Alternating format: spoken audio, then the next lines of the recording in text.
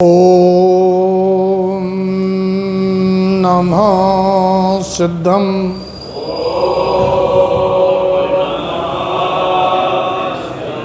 ओम नमः सिद्धम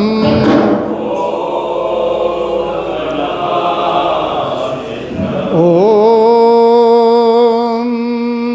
नमः सिद्धम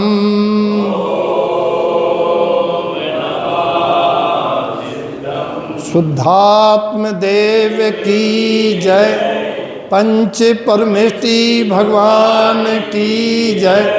आचार्य प्रवर श्रीमज्जिंतारण तरण मंडलाचार्य महाराज द्वादश सांगमयी जन्मणि मातेश्वरी की जय। ओम परमात्मने नमः। ओम ब्रह्मात्मने नमः।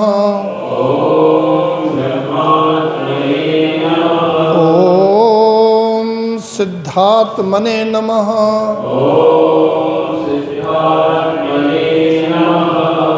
अथ श्री न्याय समुच्चय सारजी ग्रंथादिराज प्रारंभते परमानंद परम योगी चिदानंद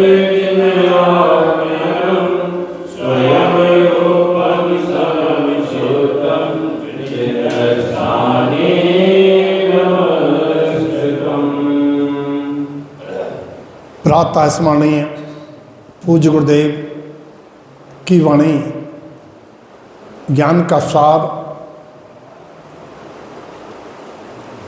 अवृत सम्यक दृष्टि श्रावक की 18 क्रियाओं के अंतर्गत धर्म की श्रद्धा एवं 25 शंका दोषों के अभाव की चर्चा के उपरांत निश्चय व्यवहार 8 मूल गुण की चर्चा हुई। तदुपरांत रतन त्रय 3 गुण के अंतर्गत सम्यक दर्शन का स्वरूप, सम्यक ज्ञान का स्वरूप संबंधी बात हुई। आज सम्यक चारित्र की चर्चा गाथा क्रमांक 262 से 264 3 गाथाओं का वांचन।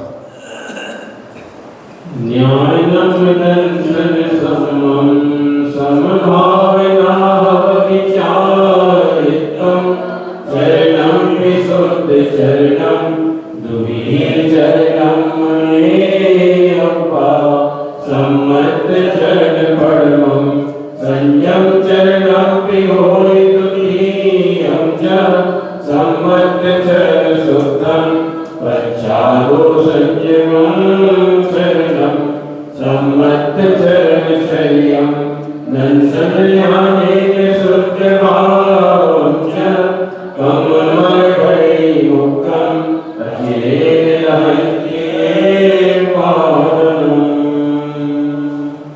सम्मम गाथा 262 का पहला चरण सम्मम। सम्मम का मतलब सम्यक, सम्यक ज्ञान, सम्यक दर्शन जिसके प्रकट हो जाता है वह तीसरा जघन पात्र अवृत सम्यक दृष्टि होता है। समभावना, उसकी भावना ये होती है कि जिस प्रकार से पंच परमेष्ठि हैं उसी समान मैं हो जाऊं। अवृत सम्यक दृष्टि ग्रस्त श्रावक की भावना होती है कि जिस प्रकार से परमात्मा जन्म मरण के चक्र से छूट गए हैं, हमारी आत्मा भी जन्म मरण के चक्र से छूट जाए। जिसकी ऐसी भावना होती है, हवदि चारित्रम, उसके चारित्र पालने की भावना होती है। वो जानता है कि जिस प्रकार से वैद्य की जानकारी कर लेने से, वैद्य से औषधि लेने से, इतने से ही व्याधि मुक्त नहीं हुआ जा सकता। वैद्य के बारे में जानकारी कर लें, कौन सा वैद्य है, सही वैद्य है, सही दवाई देता है, उस वैद्य से दवा भी ले लें। इतने मात्र से बीमारी ठीक नहीं हो सकती। मतलब क्यों नहीं हो सकती?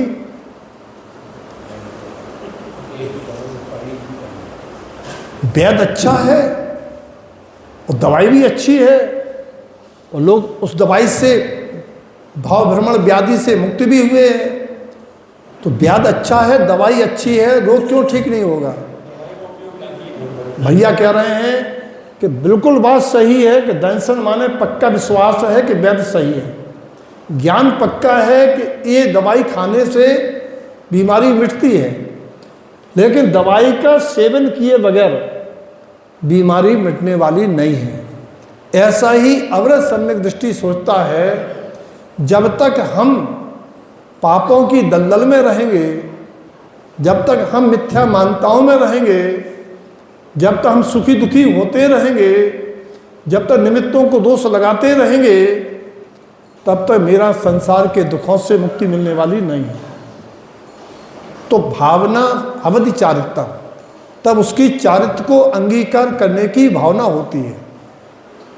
अभी अंगीकार नहीं करता है। जब तक चारित्र दो प्रकार का है, एक प्रकार का चारित्र तो अंगीकार करता है, पूर्ण चारित्र अंगीकार ग्रस्त नहीं करता है, भावना होती है। चरणम पी शुद्ध चरणम, अपी लगाने का मतलब चारित्र तो शुद्ध स्वभाव में लीनता रूप होता है। सम्यक चारित्र जो शुद्ध स्वभाव में लीनता रूप होता है वो कर्म निर्जरा का हेतु होता है। लेकिन चरणम पी शुद्ध चरणम, फिर भी वो चारित्र को अंगीकार करता है, यानी अवरत सम्यक दृष्टि के भी चारित्र होता है, गृहस्थ श्रावक का भी चारित्र होता है। बोले अभी आप कह रहे हैं कि गृहस्थ श्रावक अवरत सम्यक दृष्टि चारित्र को अंगीकार नहीं कर पाता, और ये कह रहे चरणम पी, उसके भी चारित्र होता है। इसका मतलब है चारित्र कोई अलग अलग प्रकार के हैं। गृहस्थों का चारित्र अलग है। गृहस्थों के पास वो चारित्र है जो चारित्र मोक्ष मार्ग है, व्यवहार मोक्ष मार्ग है। लेकिन वो चारित्र नहीं है गृहस्थ के पास जो चारित्र मुनियों के पास होता है, वृत्ति श्रावकों के पास होता है। इसका मतलब है दोनों के चारित्र में भेद है। आचार्य देव कहते हैं दुविहम चरणम मुनियब्बा, दुविहम माने दुबिही, दुबिही माने दो विधि, हा को पढ़ेंगे धा, दुबिही, दुबी माने दो विधि, दो विधि माने दो प्रकार का चारित्र मुनियब्बा जानना चाहिए। चारित्र के दो भेद जानना चाहिए। कौन कौन? समत चरण पढ़वम, पढ़वम माने पढ़वम, पढ़वम माने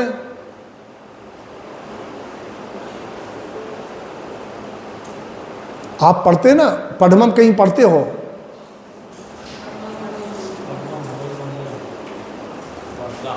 पढ़वम पहला, पढ़वम माने पहला। जब आप नमोकार मंत्र की देवंगली पूजा में जब आप पढ़ते हो उसमें भी आता पढ़वम, पढ़वम हवई मंगलम, नहीं पढ़ते पढ़वम हवई मंगलम। पढ़वम माने पहला, पहला मंगल है। नमोकार मंत्र सब मंगलों में पहला मंगल है, तो याद रखना चाहिए शब्दों को। पढ़वम, पढ़वम माने प्रथम।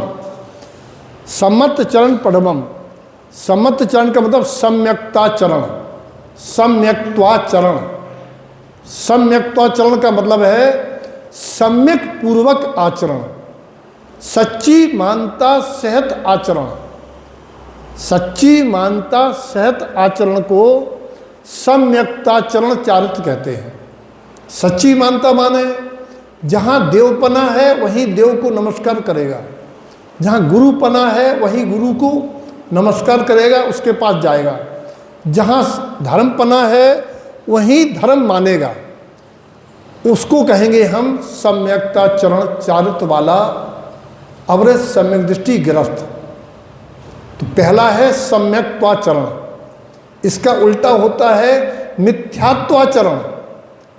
सम्यक्ताचरण का विलोम शब्द है मिथ्यात्वाचरण, यानी जो मिथ्यात्व आचरण नहीं पालता है वही सम्यक्ताचरण चारित्र पालता है। तो पहला है सम्यक्त्वाचरण पढ़मम, संयम चरणम पी होय द्वितीयम च। और जो संयमाचरण है वह दूसरा चारित्र होता है। यानी दो भेद होते हैं, सम्यक्ताचरण और संयमाचरण। सम्मत चरण शुद्धम, जिसका सम्यक्ताचरण सच्चा होता है। पच्छादो संयम चरणम, पच्छादो माने पीछे, पीछे माने उसके बाद संयमाचरण होता है। जिनका सम्यक्ताचरण है उनके ही संयमाचरण होता है, ये आचार्य कहते हैं। सम्मत चरणचर्यम, जो सम्यक्त आचरण में सम्यक्ताचरण में आचरण करते हैं। दर्शन ज्ञानेन शुद्ध भावम चा, वे दर्शन ज्ञान से भाव माने पदार्थों को, शुद्ध माने सच्चा सम्यक जानते हैं। जो सम्यक्ता चरण चारित्र को पालते हैं वे पदार्थों को और उनके स्वभाव से, भाव माने पदार्थ और भाव माने स्वभाव, उन पदार्थों को उनके स्वभाव से सही जानते हैं।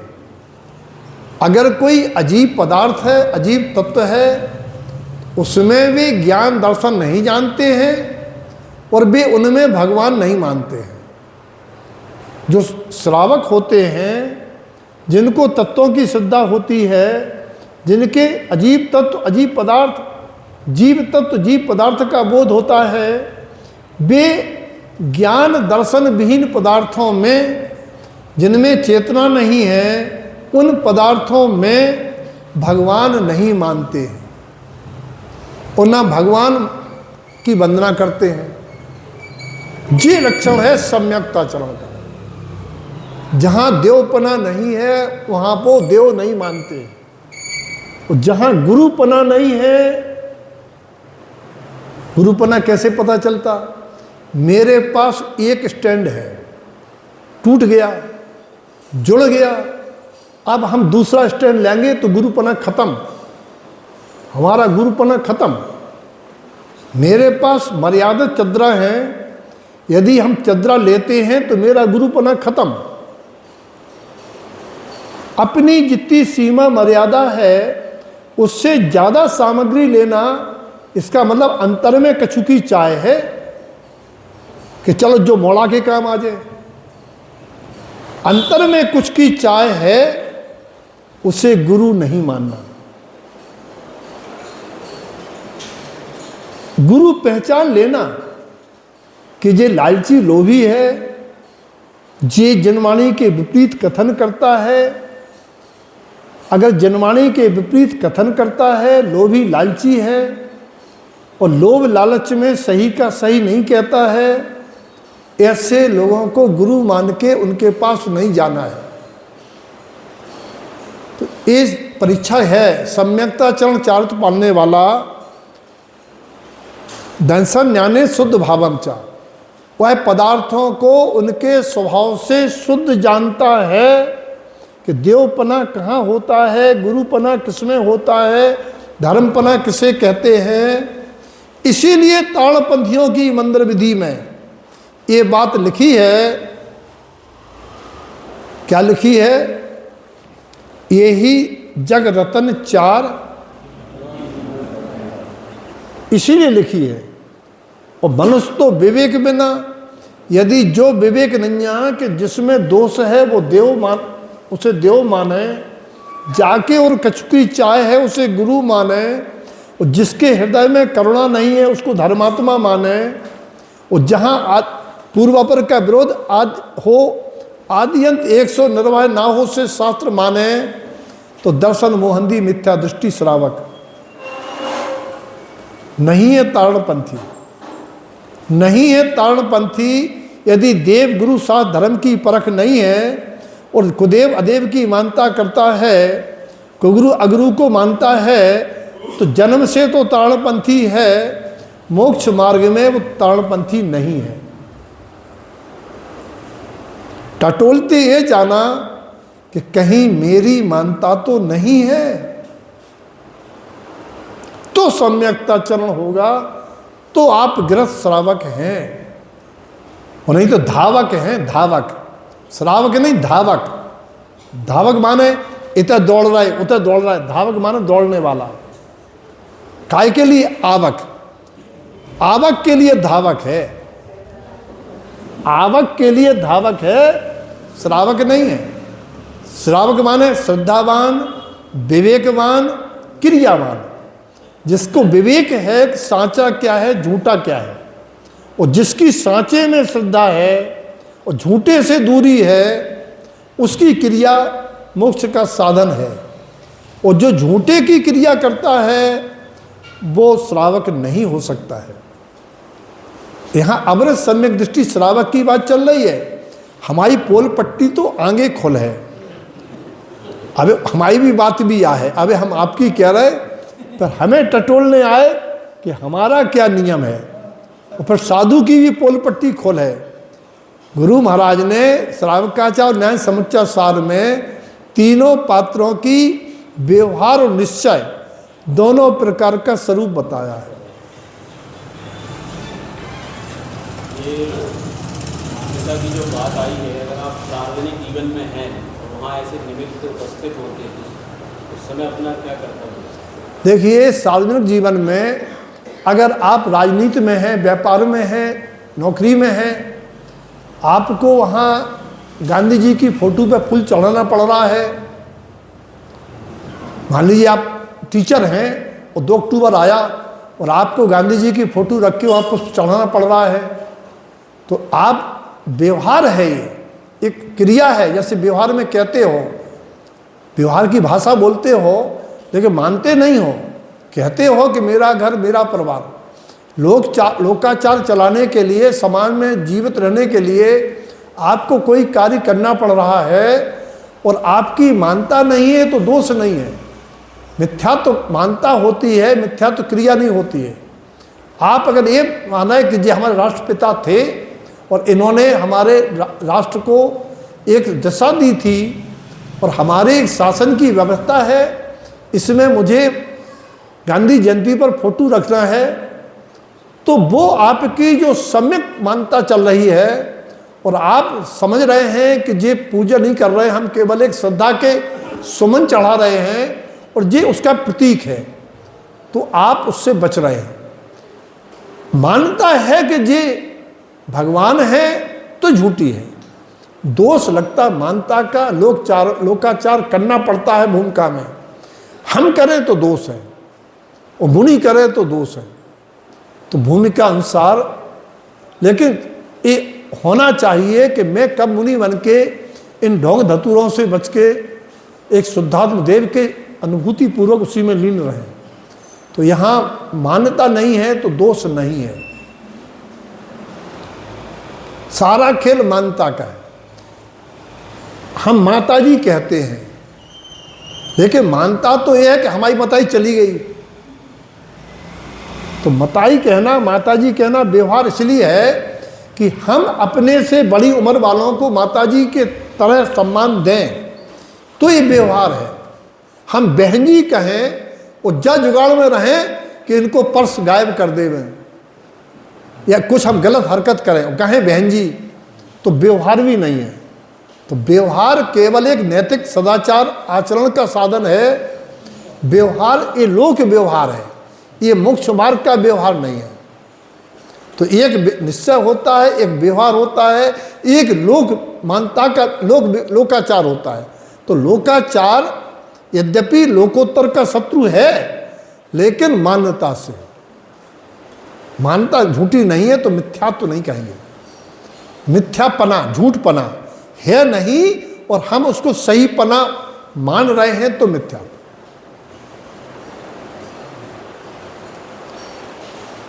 कम्मल पैड मुक्कम, जो पदार्थों को उनके स्वभाव से देखकर यथार्थ दर्शन ज्ञान पूर्वक आचरण करते हैं, कम्मल पैड मुक्कम। कम्मल माने कर्म मल, पैड माने प्रकृतियां, मुक्कम माने छूट जाती हैं। उनकी कर्ममल प्रकृतियां छूट जाती हैं। कौन सी छूट जाती हैं? उनकी वे प्रकृतियां छूट जाती हैं। किसकी? गृहस्थ की। गृहस्थ श्रावक की भी वे कर्म प्रकृतियां छूट जाती हैं जिन प्रकृतियों से 58 लाख योनियों में जन्म होता है। अगर श्रावक है तो वह एक इंद्री से 4 इंद्री नहीं बनेगा। श्रावक धर्म अंगीकार किया है, मिथ्यात्व का पोषण नहीं है, तो वो जीव उसकी पहले गुणस्थान से चौथा हुआ और उसकी 41 कर्म प्रकृतियों की बंध विच्छुति हो जाती है। यानी उसके वे प्रकृतियां बंधना बंद हो जाती हैं जो प्रकृतियां मिथ्यात्व के कारण बनती हैं। ये सिद्धांत है, ये लिखा है। सत्ता में पड़ी हैं, वे नहीं छूटती हैं। एक होती है सत्व विच्छति, एक होती है बंध विच्छति। बंध विच्छति का मतलब है आगे नहीं बनती हैं। श्रावक धर्म अंगीकार करने से आगे निगोद आदि एक इंद्रिय आदि पर्यायों में जाने वाली कर्म की प्रकृतियां नहीं बनती हैं। लेकिन जो बंधी हैं उनका बार बार उदय आएगा। लोभ लालच के भाव से आपको मिथ्या मानता जाने का भाव आएगा। संस्कार आपके पड़े हैं, लेकिन जो सम्यक दृष्टि होते हैं वे दृढ़ता से उन संस्कारों को तोड़ देते हैं। कर्म की निर्जरा तो तब से होती है, इस संवर पूर्वक निर्जरा होती है कि जो अब किसी परिवार के बहकाने में आके या लोभ लालच में आके गंडा तावीज बांधने या किसी तांत्रिक के पास जाने, गलाधन उखड़वाने वाले के पास जाने के जो हमें अज्ञानता में भाव आए, वहाँ हम ये समझ लेते हैं कि धन तो धरा का धरा पर रह जाएगा, वो धन धरा का धरा पर रह जाएगा, मेरा क्या होगा। दूसरा ये समझ लेते हैं जनवाणी पढ़ने वाले कि वो तांत्रिक से धन नहीं आएगा, वो व्यंतर से धन नहीं आएगा। धन तो लाभांतरा कर्म के क्षयोपशम पुण्य से आता है। अगर मेरे पुण्योदय है तो हमारे व्यापार में धन आ जाएगा, और हमारे पुण्योदय नहीं है तो गड़ा धन भी नहीं मिलेगा, वो सांप बन के दिखने लगेगा। धन उखाड़ने वाले भी धन नहीं पाते हैं, काला सांप देख के भाग खड़े होते हैं। फिर भी सम्यक दृष्टि श्रावक मिथ्या मानता पूर्वक किसी मूर्ता किसी व्यंतर आदि के पूजन में नहीं फंसते हैं। तो क्या हुआ, वो कर्म उदय आया था आपको नई प्रकृति बनवाने के लिए, और आपने दृढ़ता से मना कर दिया, तो वो कर्म निर्जरित हो गया।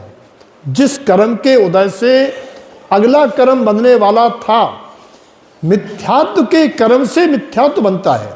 इस स्वयोदयी प्रकृति है। जब आप कर्म सिद्धांत पढ़ेंगे उसमें देखेंगे स्वयोदयी। स्वयोदयी का मतलब होता है उसी प्रकृति के उदय के निमित्त से उसी प्रकृति के बदने को स्वयोदयी प्रकृति कहते हैं। अगर मिथ्यात्व का उदय नहीं है तो मिथ्यात्व के भाव नहीं आएंगे।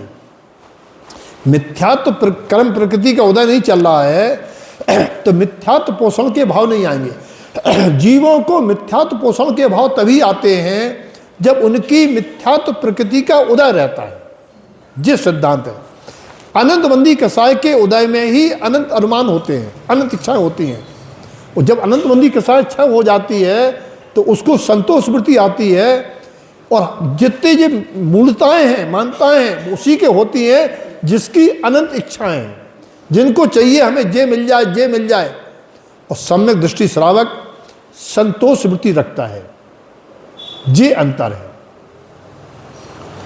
आप लोगों को बीच में पूछना हुआ करे तो पूछ लिया करो, क्योंकि इतनी बारीकी की गाथाओं का भाव सहज में नहीं मिलेगा।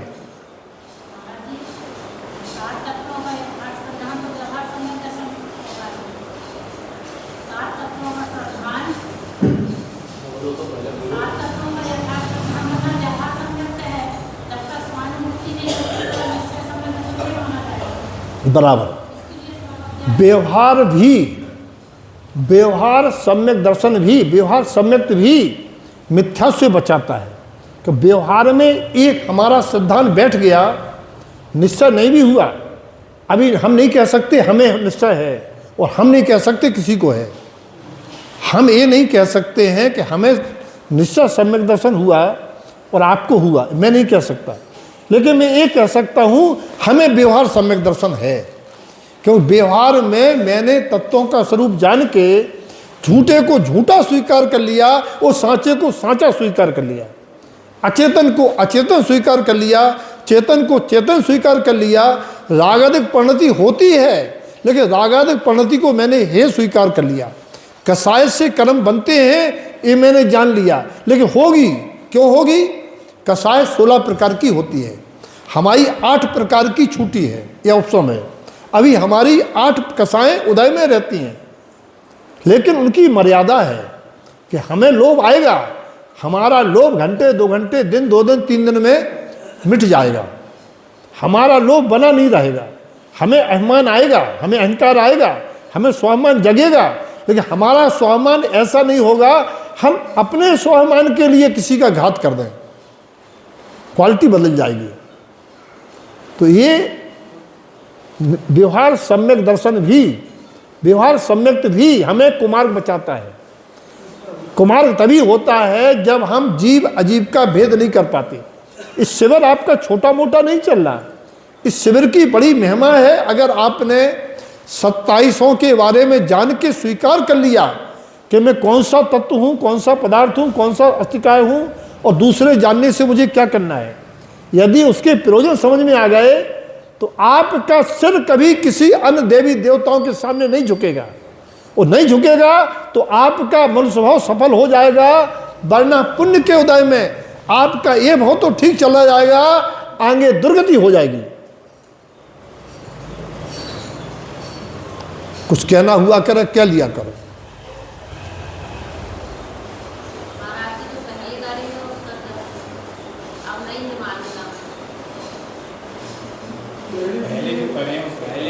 बिल्कुल आप सही कह रहे हैं, मेरे भी थी। हम भी गांव में रहते थे, हम भी हिंदुओं के साथ रहते थे। मेरे यहाँ भी करवा चौथ से लेकर संतान सातवें, महालक्ष्मी, भैया दूज सब मनाई जाती थी। हम भी देवी देवताओं को हनुमान जी के मंदिर में मंगल को जाके चने चढ़ाते थे। आप लोग तो जैनी हो, मैं महाअजैन था। मेरी जीवन में सारा मिथ्यात्व था, सारी मान्यताएं थी, लेकिन कितनी गहरी रात हो, कितना गहन अंधकार हो, अगर माचिस की तीली जल गई तो उजाला हो जाता है, मानता बदल जाती है, तो वे प्रकृतियां उदय में नहीं आएंगी। सत्ता में पड़ी है तो भी नहीं आएंगी, आएंगी भी तो आपको दृढ़ रहना है। होती कैसे है? पंडित जी ने कहा अमरवाड़ा आ जाओ। हमने कभी आ जाएं, दशहरा के समय आ जाएं? कल नहीं नहीं, हम पटाखन को व्यापार चलत। मैंने पंडित जी आपको पटाखन को व्यापार चलत? बोले हाँ। हमने पंडित जी आप जानते हैं? बोले हम जानते हैं। मैंने कहा जानते हो, दृढ़ता से तोड़ दो, दृढ़ता से छोड़ दो, वरना पंडिताई कोई काम नहीं आएगी आपकी। उनने बात मानी और 2 साल बाद व्यापार बंद कर दिया, उन्नति हुई। अभी मैं गया एक दिन आहार करने, तो मैंने तो पंडित जी से मजाक किया था, पंडित जी से मैंने केवल मजाक किया था। हमने पंडित जी वो साबूदानी खिचड़ी, मैंने पंडित जी से मजाक चुटकी ली। आहार करने गया था, पंडित जी बैठे थे, तो सारी चर्चा के बाद मैंने चुटकी ली उनसे। मैंने पंडित को साबूदाना की खिचड़ी, उनकी भावना देखिए, उनने तुरंत कह दिया पूरे वर्षावास के लिए मेरी साबूदाना खिचड़ी का त्याग। ऐसे टूटती है, निमित्त मिलता है, अंदर से भावना जागती है। जब जीव की आयु के अनुसार होनहार जगती है तो जीव सारे के सारे परिणाम बदल देता है।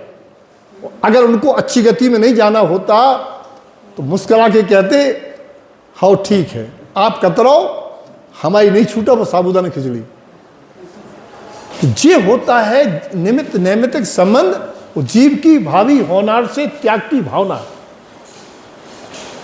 बहुत गहरा संबंध है। ज्ञान, अगर ज्ञान कर्म उदय में आया और ज्ञान है तो यह तो खुद ही समझ जाता है, या कोई निमित्त आ जाता है और वो निमित्त इशारा करता है, कोई रो रहा हो, अरे आपने असाता वेदनी के असर पढ़े हैं, इतने ही बहुत है, उसको इतना इशारा करना बहुत है, समझ जाता, अरे अब नहीं रोना है। जनवाणी की बहुत महिमा है। जो जनवाणी को सुनते हैं और चिंतन करते हैं, उनके जीवन में मोक्ष का मार्ग प्रशस्त होता चला जाता है। कम्मल पैड मुक्कम अचरेन लहित निब्बानम। अचरेन माने एक होता चिर, चिर चिरंजीव, चिरायु, चिर, चिर माने चिरायु हो, दीर्घ, दीर्घ आयु हो। चिरायु माने दीर्घ आयु, लंबी उम्र हो।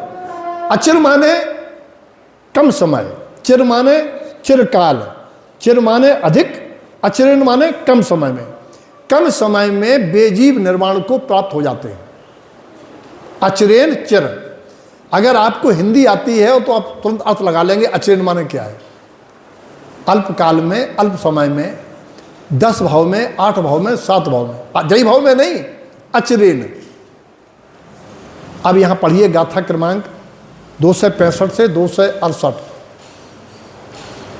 उत्तम ज्ञान चौकम ज्ञानम आरवेशम धन्यम अवयम वयम नतिक्षम दानम चक्कारि पत्तदातम्यम सत्तम तीपयारम जिनेरोमी उपकृष्ट सावमी अविद्या विज्ञेयम दानं पत्तस्य भावना शुद्धं जिनेरोमी दिव्यलिंगं कम्मं क्षिपति विहितोरेण तारण कर्ण समर्थं जिनोरेकं पयतेन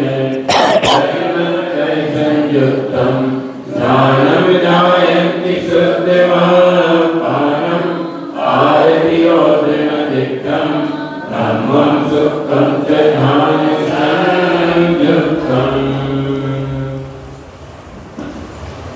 एक मिनट हम पहले निधि की बात पूरी कर दें। कर्म प्रकृतियां बनने के बाद भी अगर उसकी आयु बंद नहीं हुई तो घबराने की बात नहीं है। और आयु बंद होती 40 साल में, लगभग अगर 60 साल की उम्र है तो पहला मौका आता है 40 साल बाद, 20 साल शेष रहने पर। और 80 साल की, 81 साल की है तो 54 साल के बाद ही पहला मौका आता है आयु बंद का। अगर आयु नहीं बंधी है तो समझो वे प्रकृतियां आपको कुछ नहीं कर पाएंगी अगर आपके आगे मार्ग सुधर गया।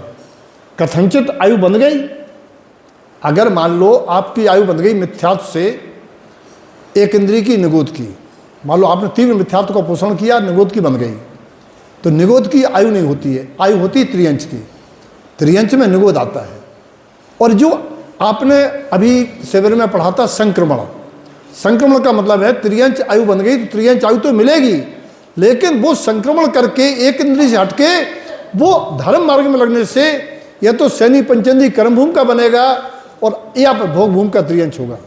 तो ये दशा है, धर्म कहीं से कहीं तक घाटे का सौदा नहीं है। और अगर आपकी परिणति मिथ्यात्व की बार बार आ रही है, बार बार किसी कहने पर आपको शिथिलाचार आ रहा है, तो आपको संभल करके चलना है। काम बन जाएगा, प्रकृति खत्म हो जाएंगी सत्ता में पड़ी पड़ी, या तो उपशम हो जाएंगी या वो उदय में आके, उदय में आ रही हैं इसलिए आपको निमित्त मिल रहे हैं, आप ये पूजा करो। और आप कह दो नहीं। जब हम प्रवचन सुन के आए महोबा में महाराज जी के, इसी प्रकार की बात महाराज जी ने हमसे की, तो मैंने कहा बहन जी अब कल संतान सातें हैं, संतान सातें पूजा में नहीं जाना। अभी चांदी की चूड़ियाँ बनती थी, अब 1.25 तोले सोने की बनवा देंगे। और अगर तुम संतान सातें में गई तो हम मिल नहीं पाएंगे तुम्हें, और तो हमें ढूंढती रहोगी। माता जी साथ में थी, कल भैया क्या कह रहे जी, मोड़ा मोड़ी के लाने करिया संतान सातें, संतान सातें न करे से मोड़ा मोड़ी मर जात। उन्हें सीधी हिंदी में कह दी बहू, अपनी बहू से। मैंने कहा मर जान दो, मर जान दो, दूसरा पैदा हो जाएगा, जाना नहीं तुम, मर जान दो लड़का, तुम जाना नहीं बस। वो नहीं गई, महालक्ष्मी आई, वो नहीं गई। हम लोगों के जीवन में जिनवाणी सुन के दृढ़ता आई और 1 साल में सारी मान्यताएं तोड़ दी। ना लड़का मरो ना को मरो, ये एक मूल बातें हैं, भ्रम से भरमाने की बातें हैं। लड़का अपनी आयु से मरेगा कि संतान सातें से बचेगा, तो जिनवाणी दृढ़ता से स्वीकार करने की बात है।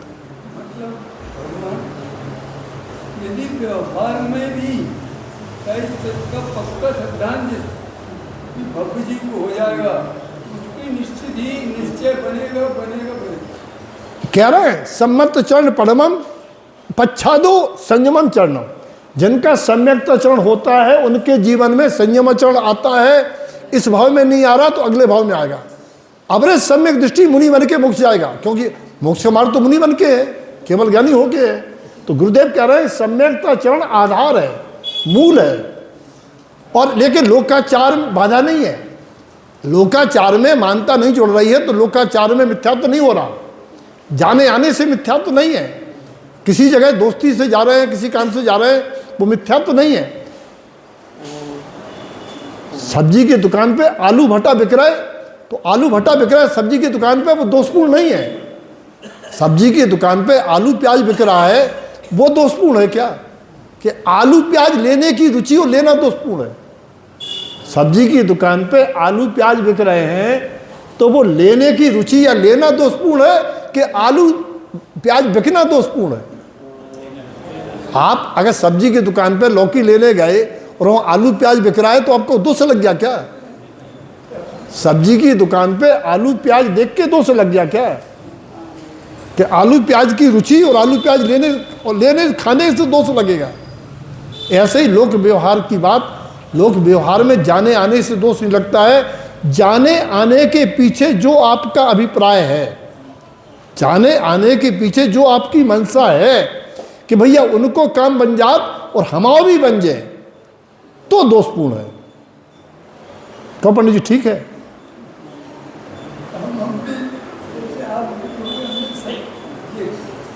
ये खुद को करना पड़ेगा, खुद को ढीलो धरे तो पावे है कि गाढ़ो धरे तो पावे?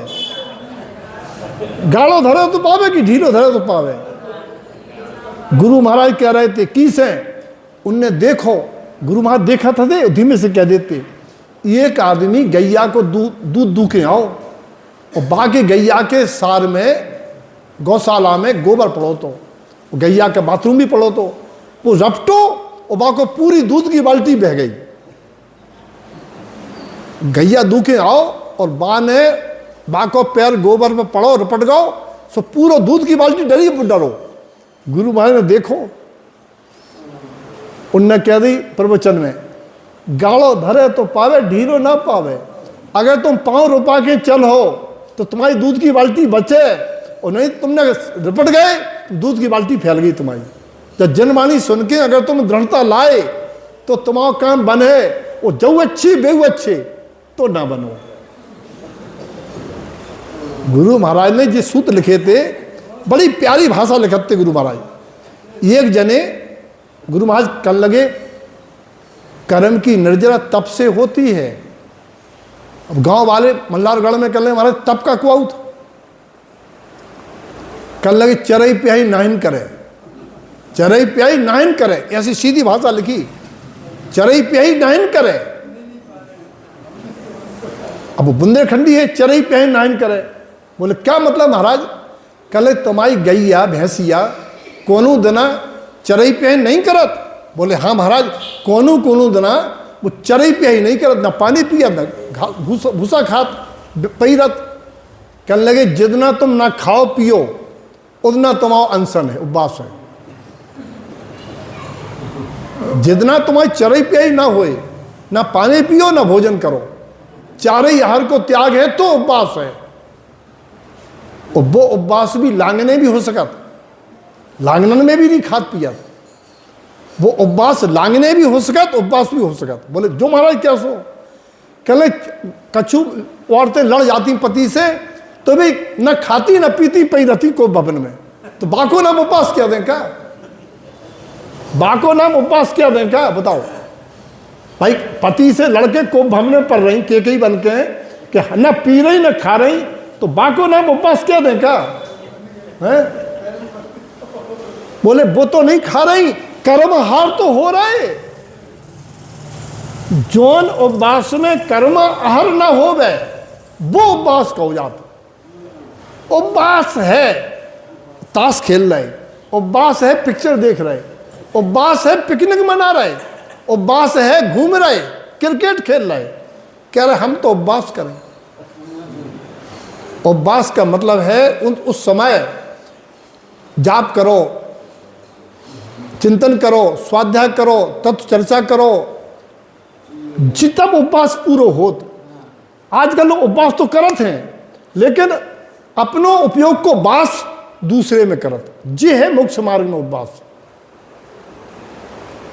हम इन वाणी से नहीं कह रहे, ये तो बहुत अच्छे हैं, हम उनसे कह रहे अरे बे उपवास में चाय पियत, और चाय में 5 जीवों की 5 पाप इकट्ठे होते। चाय में 5 जीव मरत, एक चाय में 5 जीव मरत। अब हाँ, बहुत अच्छी बात पूछी ने। चाय में 5 जीव मरत।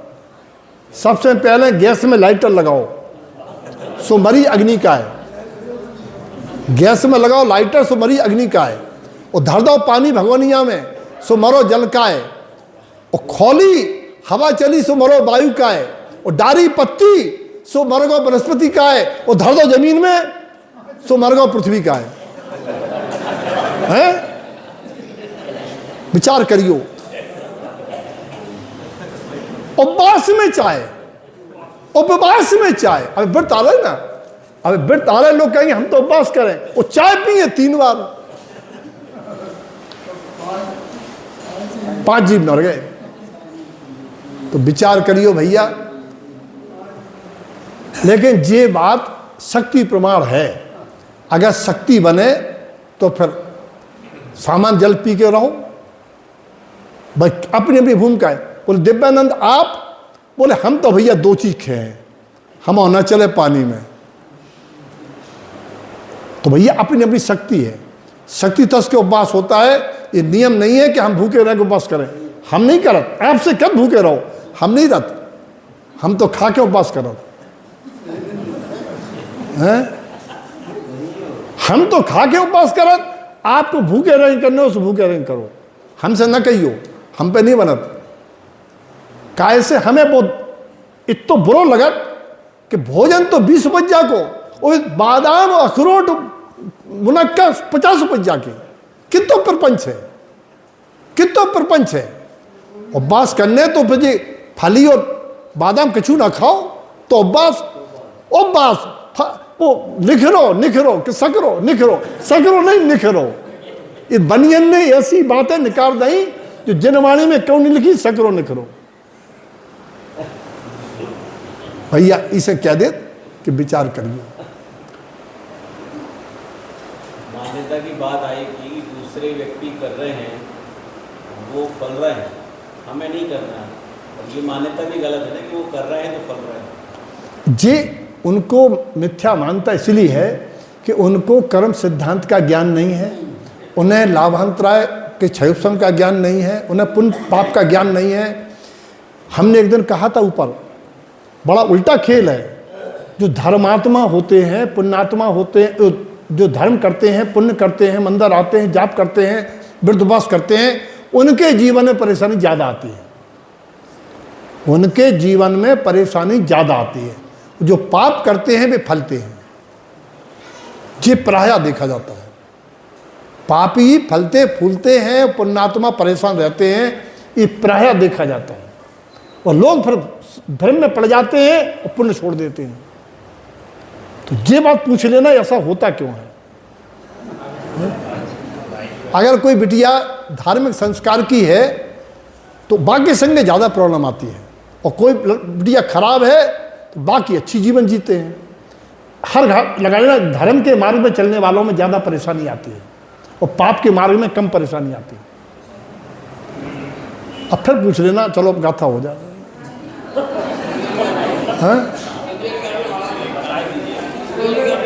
फिर कल नहीं आओगे, आप शाम के नहीं आओगे। क्या होता है, 2 सिद्धांत हैं। एक सिद्धांत है जो कर्म सत्ता में पड़ा रहता है अनंत जन्मों का, वो अपने समय से उदय में आएगा, उसे आप टाल फिर बदल नहीं पाएंगे। पुण्य कर रहे हैं लेकिन पुराना उदय में आएगा तो आएगा। दूसरा अपकर्षण भी पढ़ा था आपने, जब जीव पुण्य के मार्ग में जाता है तो और उसकी स्वर्ग मनुष्य की आयु बंधी होती है, या उसके आगे चक्रवर्ती प्रति नारायण नारायण या चक्रवर्ती राजा महाराजा पैसे वाले के आपने योग्य दया परोपकार स्वभाव पात्रदान किया। इन पात्रदान स्वभावना दयादान परोपकार से ऐसी प्रकृतियां बनती हैं जिसके आपके जीवन में साता और साता के साधनभूत द्रव्य निरोकाया आदि मिलती है। अगर आपने इस भाव के पहले क्रूर व्यवहार किया, कपट व्यवहार किया, बदचलन हुए या कुछ और गलत काम किया, आपके जीवन में कोई ऐसी कर्म प्रकृतियां सत्ता में पड़ी हैं जो आपको पशु गति या नरक गति ले जाने वाली हैं, और वर्तमान में आप सुधर गए हैं और आपको जाना है देवगति या मनुष्य गति में, तो वे कर्म प्रकृतियां आपकी यहीं खत्म होने होंगी। जो सत्ता में पड़ी थी वे उदय में आके यहीं नाश होंगी। इसका मतलब वे आपके भार को हल्के करने को आ रही हैं, क्योंकि आपको अच्छी जगह जाना है। अच्छी जगह जाने वाला पाप प्रकृतियां लेके नहीं जाता, और बुरी जगह जाने वाला पुण्य प्रकृतियां लेके नहीं जाता। तो बुरी जगह जिसको जाना है वो पुण्य का भोग करेगा। पुण्य का भोग करेगा माने संसार में सुखी रहेगा, और जो अच्छी जगह जाएगा वो पाप का भोग करेगा, फिर सारे पाप के कष्ट सहेगा। ये सिद्धांत है। प्रॉब्लम क्या होती, भैया ने जैसे कहा, प्रॉब्लम क्या होती है,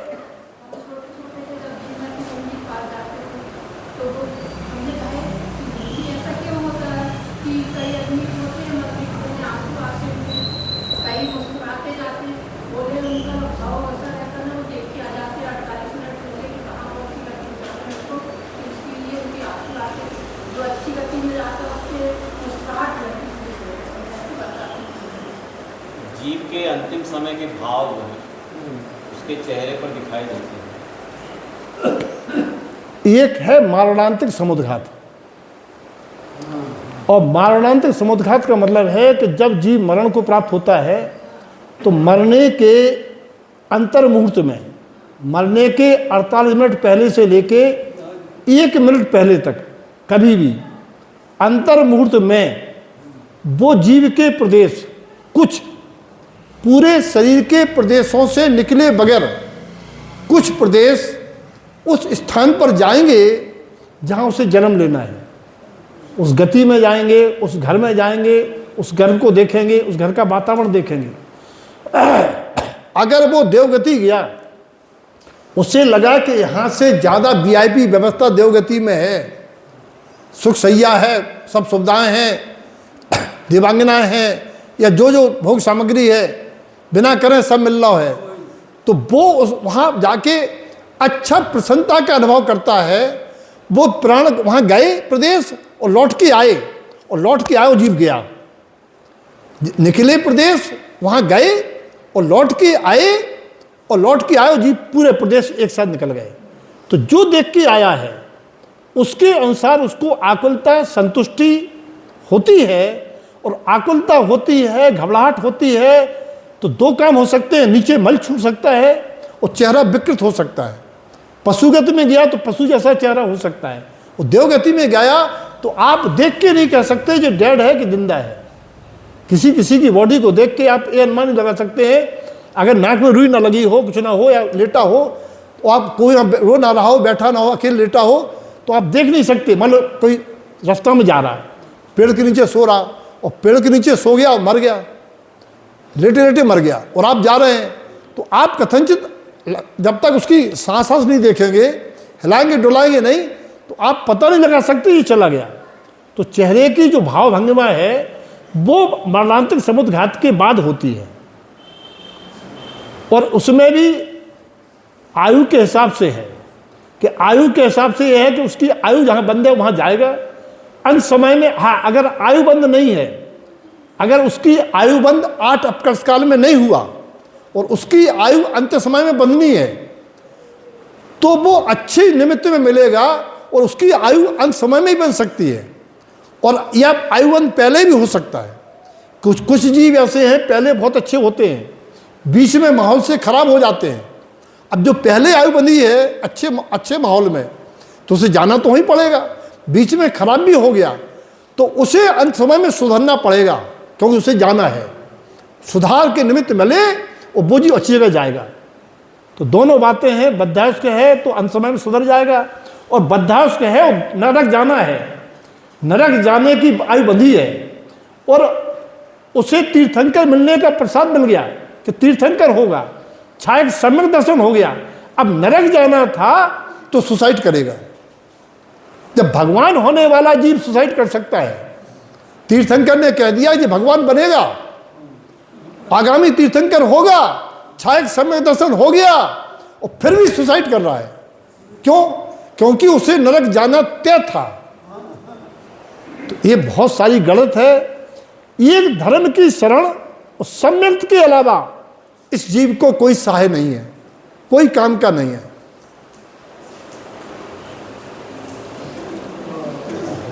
गुरु महाराज की। आप लोग चर्चाएं करके शंका समाधान करें, ग्रंथ की चिंता नहीं करें। जितना